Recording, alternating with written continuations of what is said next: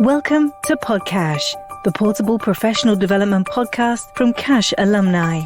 Cash Alumni is the fastest growing association of professionals in care, health, and education, and we're happy to have you here.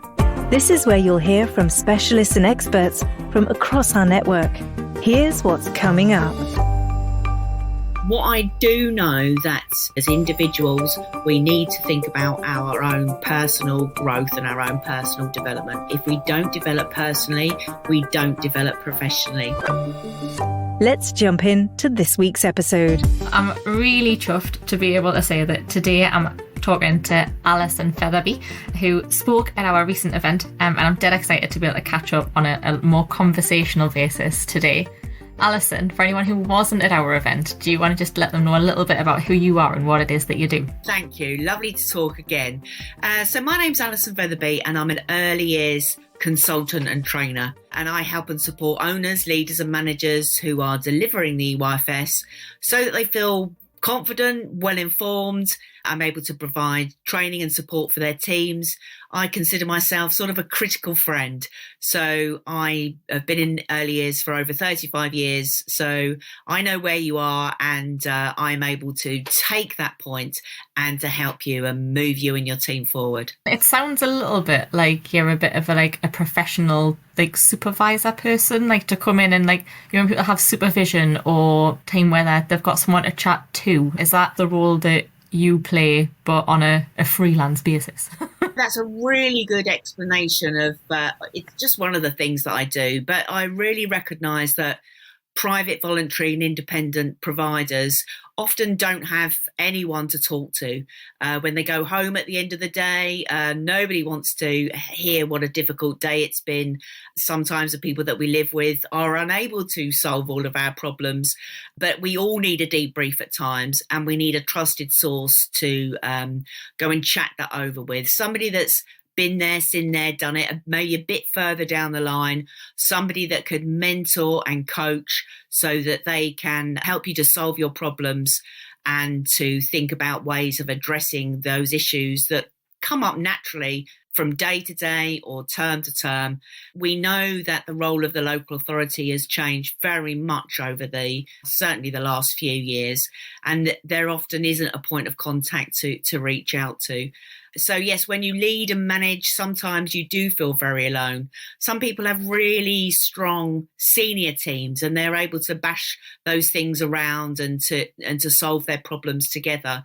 But very often people are really isolated and on their own and not sure where to turn to. So I consider myself a trusted source and somebody that's able to help and support and guide. I think that's a really good point, actually, because I think we've all felt that a little bit in ways that we might not have necessarily been able to empathise before. But during the pandemic and the whole shift to a lot of office workers working from home, I think we've all missed having that person sitting next to you in the same job role or in a similar role where you can turn to them and say, and have a little bit of a rant almost about the thing that's just happened, or the phone call you've just hung up on, or those really frustrating things that happen during your day. In settings, thinking about the way that earlier settings are set up, obviously the people who are leading, there isn't necessarily just someone for them to grab for, because they're all people who are maybe relying on you to set that positive, everything's fine tone and to carry them along. In terms of within settings, is that something settings generally do well within themselves in terms of that downwards mentoring? So in terms of, you're talking about you're going in and looking and supporting leadership teams, is that leadership team to, I suppose, understand the value of that mentoring and coaching within their own team and things like that? One of the things that we know where we all thrive is within a community. So if we are a manager or an owner or a leader and we're on our own, we tend to reach out to our immediate community. So it may be like-minded professionals like me, or it could be another owner or leader or manager down the road, or it could be that you're in a group of settings and then there's some community there, or it could be that you are part of a small or even a bigger chain. And so you do have that support from sort of like top upwards. But when you are on your own and you want to also create that type of community as well within your own setting, because we know that that's where people feel happy, safe and secure. But we also know that that means that we lead from the front door and lock from the office door. But that also means that we really need to think about how can we do that as professionally as possible, and how can we ensure that we make everybody feel that they can grow and develop just like children do. A really good place to start around that is obviously having that vision and those values that we all live by, both personally but certainly professionally, whereas that is captured and that's something that we refer to daily sometimes, and that makes sure that everybody feels respected, heard, that they're able to make mistakes, because we know, because we work with children, that placing ourselves in challenging situations and making mistakes are actually how we all learn. They're definitely how children learn, but they're how we learn and continue to learn as adults as well. And to do that in a safe environment that allows you to grow from those mistakes is really important. But it's a hard thing to replicate. And I think we're all trying to do that, because obviously we don't want huge mistakes, because they can very often result in really difficult situations where we have to reach out to other professionals to help and guide us, obviously. And of course, we absolutely don't want to make mistakes where that places children in danger. Really, really sadly, that does happen. And there are a number of cases that have happened more recently where very sadly children have really, really suffered and sadly died within a setting. And all of us need to obviously think about that and avoid that absolutely wherever is possible. So we need to make sure that our team feels safe in the decisions that they're making, but also make sure that we are helping them with our policies, with our procedures, with everything that's in the EYFS, so that we can provide a safe, happy and secure environment for children to thrive in. That's incredibly important. Thinking about, I suppose, the very worst case scenario of what happens when stuff doesn't necessarily work properly. The stuff you were talking about around that building of a community, I suppose that all plays a part in preventing that stuff from happening, doesn't it? Because then everyone is on the same team and working towards the same things and with the same sort of watch on everything. There isn't that like, well, that's not my job, or there's not that loss of oversight or working between teams where there's the chance of things getting lost. What about those settings that are listening who maybe think that they could do more to have more cohesion within their setting, or what can people do to build that sense of trust and community between colleagues? That's a really interesting point, and one that I have many, many conversations around. So what you're talking about there is a culture of the setting. It's how you continue every day with that moral code, with that recognition that there are policies and procedures in place that we need to adhere to, but that we need to be in flow, that we need to be creative, and that we're all working together. And our culture is really important. So I would definitely suggest that people sit in a room and maybe just look and feel what that room looks like, feel what your provision looks like. Don't say anything, just have a look at every child and think, what is it like for a child here?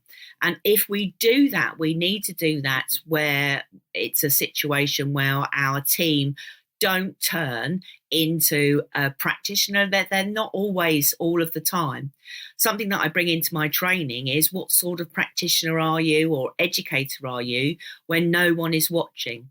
And that's a really important point to remember, because it makes us all think about those times in the day where actually we're either on our own, or we're just not got our finger on the pulse, or we're waiting for something to happen. And so that question, I definitely think roll out to your teams, but try and capture what your culture is, that sort of baseline, those things that regularly happen from first thing in the morning till last thing at night, and then look at that culture critically and think, where do I need to make some changes, and make small steps, not big steps, because we know that people don't really like that and it doesn't work very well. And what we're talking about is habits, changing habits. So think of one habit or two habits or three habits that you want to stop. Have a discussion about that and how can we do that, and make sure everybody commits to that. All of those habits and all of those things that you want to change, if you start with what's it like for a child in your setting, every decision and every habit that you're aiming to change is based on children, the needs of children in your room. And it is important to always be consistent, which is something that I advocate too. That's really interesting. I think especially in the context of this morning, when I saw very briefly online a conversation about some of today's newspaper headlines about sort of Instagrammable spaces for young people, and the idea that everything's turned beige and it's because of social media, it's not because it's good for children. But then also seeing some professionals like Dr. Minnie talking about actually how that's not true, and the reason that spaces have become more muted tones is actually because it's good for kids. And that's why it's ended up on Instagram, not the other way around. And I think that idea of being a good practitioner when nobody's watching is probably also true the other way around, and making sure that you retain your values as a practitioner even when the world's watching, because it would be really easy to be influenced by newspaper articles and by the sort of say-so of like, well, that's just because, and that sort of dismissal, as it would be to be swayed away from tried and tested pedagogy and that actual sort of research behind why early years practitioners make the decisions they do, because of that very public lens of scorn being poured on things that are actually really good for kids. Wow, there's so much in there. Definitely, social media has become part of our lives. It's become all of our lives. It has become really useful, where we can connect with people really quickly and get answers to things. We can see information really quickly. There's lots of free training out there and free blogs that we can read and that we can access. And all of these are coming into us at 100 million miles an hour. And sometimes it's hard to filter out all of those things. And we get really overwhelmed with the amount of information that comes to us. And sometimes we're not able to steer our way through that confidently. Now, I know that if we are knowledgeable and experienced and secure in our vision and values, and secure in the way that we teach, and secure in the things that we want to provide children, then we can really steer ourselves through. But it is really difficult because there is such a tremendous amount of information out there that actually can be quite confusing. So the example of a colourful, let's say, environment versus a beige environment, that is absolutely for you to decide, because nobody knows your children, your community, your team as well as you do. And absolutely, there's lots of research to tell us about a really busy and lively and over colourful environment. There's lots of research to say that children need a calm environment. Certain children do, because they might find it really difficult to react and to focus with a really particularly busy environment. But there's also information to say that children need stimulation, and children need to see creativity on our walls and in our displays, so that they are sparked and their imagination and curiosity is sparked in the resources and the activities and experiences and the environment that we do provide. So steer your way through. And I know that's not easy. Consider all the information. It is the perspectives that I truly believe that do give us confidence. And we do have to listen to lots of different perspectives to inform our own opinion. And some of those perspectives may change our opinion, which is also good too. So for me, there is no right and there is no wrong. It's our children that we need to listen to, and their environment will tell us if they feel happy, safe and secure, and that their outcomes will also tell us that actually we've provided the right environment for them at this particular time. So yes, and it could change according to your cohort of children. Next year, you could get a different cohort of children that need a different environment. So we've always got to be flexible. We've always got to be really creative. We've always got to think on our feet. But that's why I particularly enjoy our sector. So yes, lots of information coming, and just steer your way through.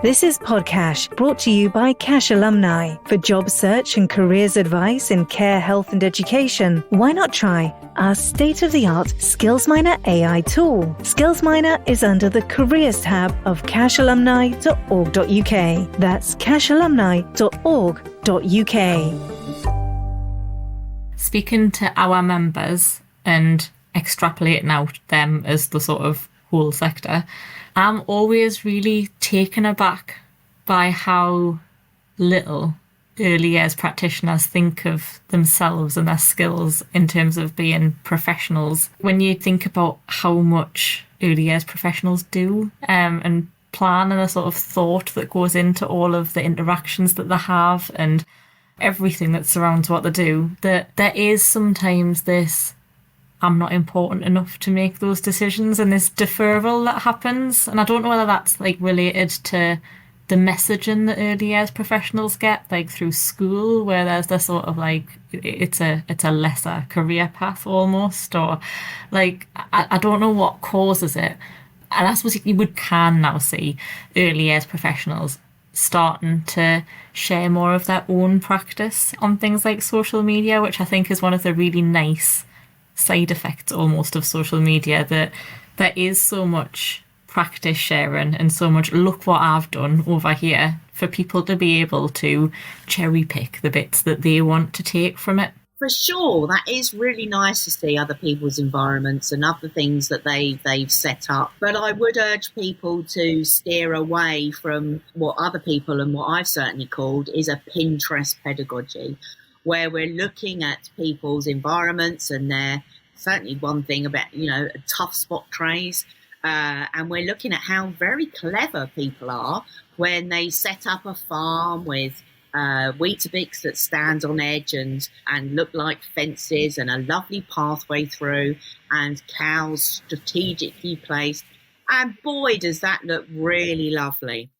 But those of us that have been in early years for some time will know that children come into that provision and they don't want to play farms. They've got a different idea, and that's half an hour, and it's probably more than half an hour, that those practitioners have taken to set up that environment has not really been fully appreciated. And children should, I believe, have their own ideas about what they want to play with.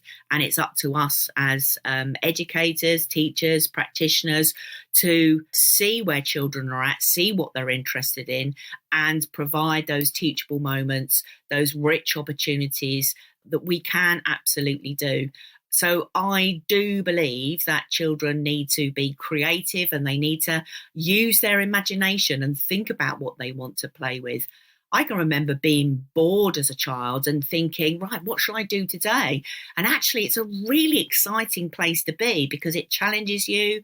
It helps you to think about what you're going to do. It helps you to get into flow and to use all of that knowledge and experience and all of those actions that you've developed in a different way.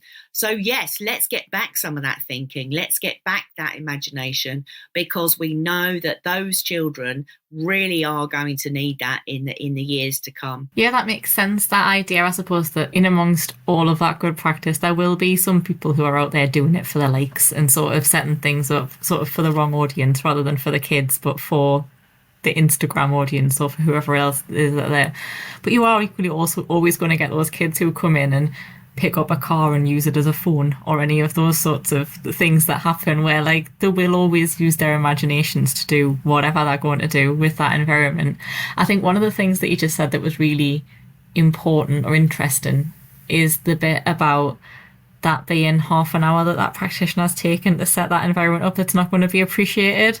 And that it's that linking of those things back to time management. So where it might be perfectly possible to go on to the internet and find an activity to do that's going to look good and it would technically tick loads of boxes and it would be great.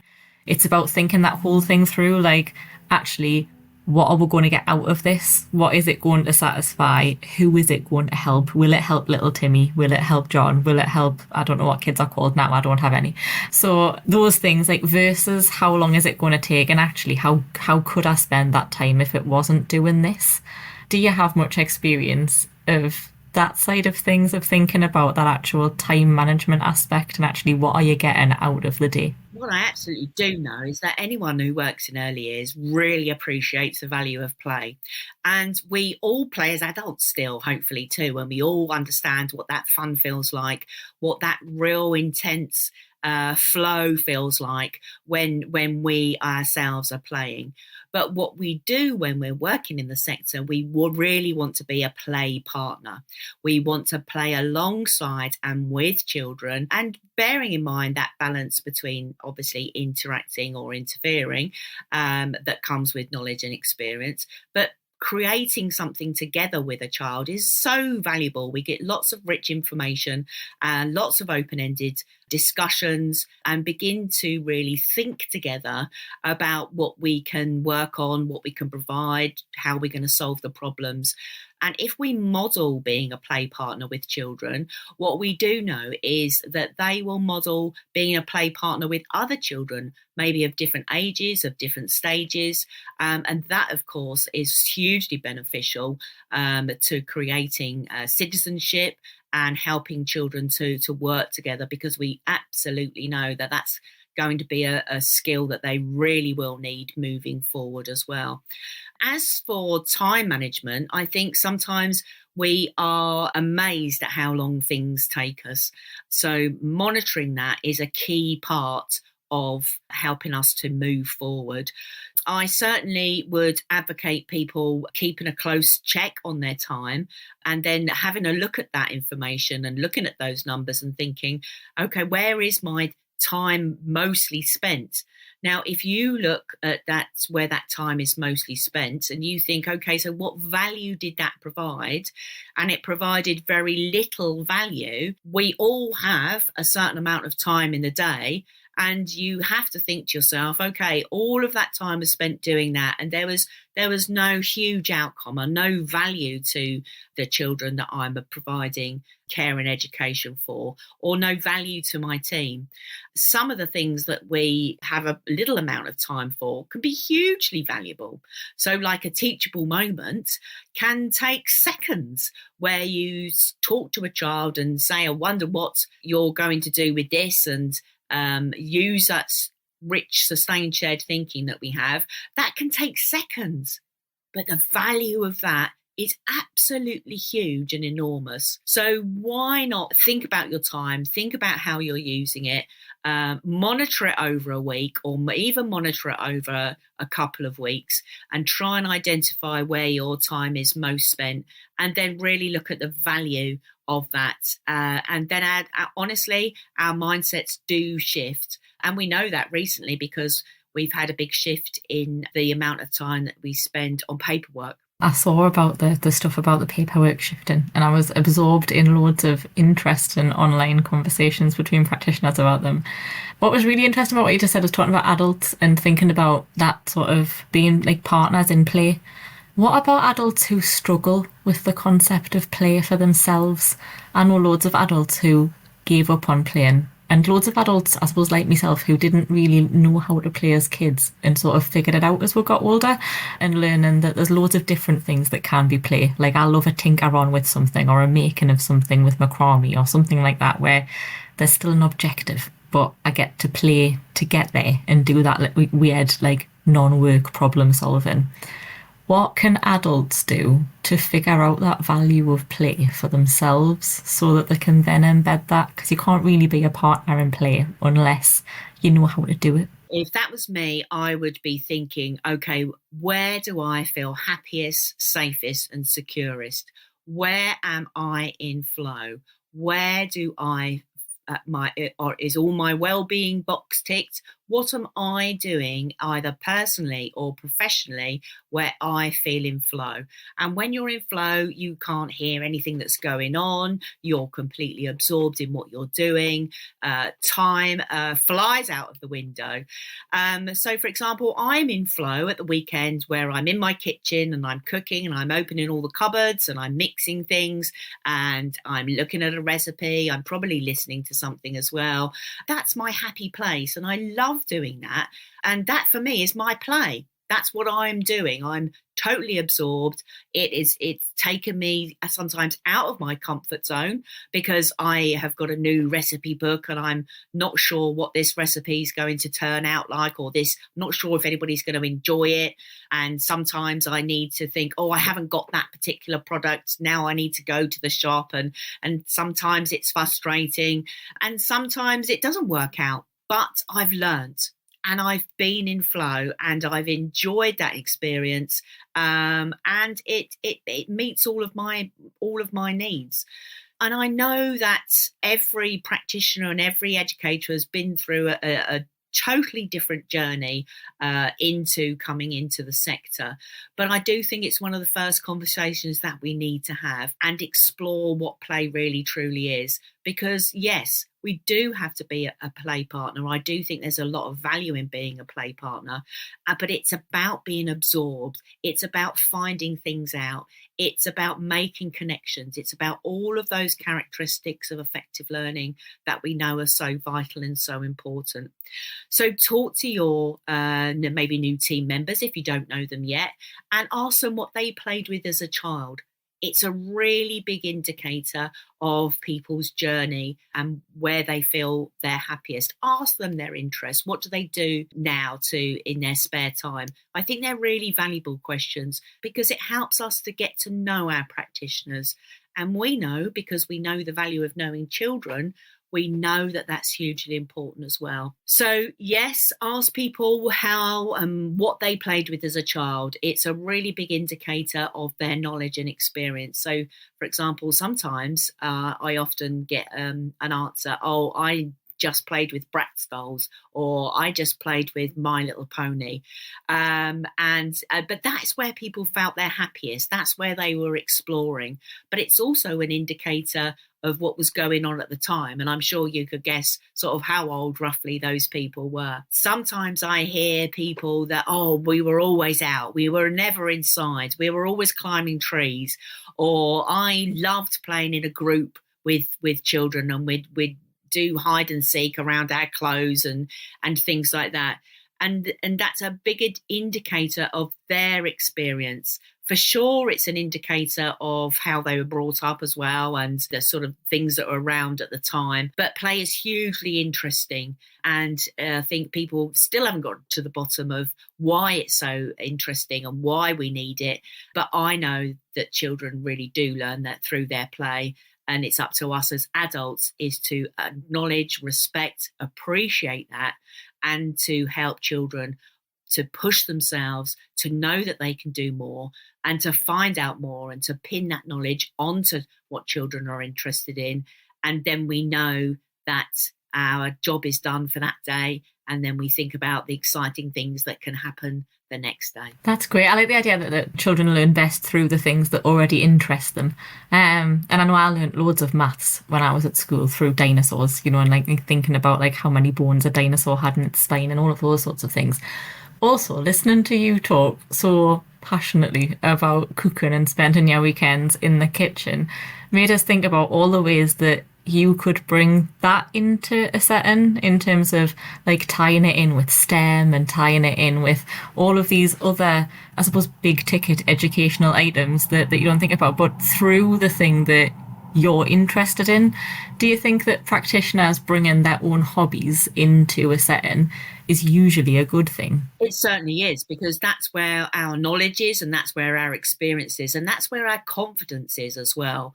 I think what we need to do is break down our own interests and our own experiences and think about those prerequisites, those things that that need to be in place so that we can count the number of eggs that are going into a cake, so that we can measure out 100 millilitres, so that we know the difference between, well, I don't sometimes, the difference between grams and pounds. Sometimes I do have to Google that. So yes, all of those interests that we have, children are going to know that we are interesting people too, and that we have different experiences and different values and different cultures, and the huge capacity that we have as a people to bring those experiences into the setting. So yes, they're hugely valuable, and they could be seen as maybe some adult-led things, but they are that is part of our rich curriculum that we are able to provide in the early years foundation stage, is that real balance between adult-led and child-led. We should never be stuck for something to put on the planning, never be stuck for an interest, and never be stuck in thinking about those things and thinking, how do they link to the 7 areas of learning? Because when we look at every single thing, we can attach all of those 7 areas to any interest, any obsession, any particular focus, any time of year that we want. That makes loads of sense. I know I can definitely turn any conversation that I have around to chickens, because that's my obsession. Is I've got chickens in the garden, and I work with chickens through a charity and some of the stuff I do outside of work. And anything that anybody says, I can always turn it around to tell them some sort of fascinating fact that's linked to chickens about what they've just said. So that idea that you can tie interests into anything the other way around is definitely also something that I can see where all those links would be. Is there anything that you haven't had the chance to say yet that you would like to say to an audience of early years practitioners that are listening, or possibly our health and social care audience, or the people working in sort of those ancillary settings around us that might be interested in things they can learn from early years? For me, I think one of the most important things that we need to get really right is mentoring and coaching our team through regular opportunities for supervision and regular touching bases, touch points that allow us to reflect on our practice, but also allow us to grow and to learn more so that we can be more and do more for children too.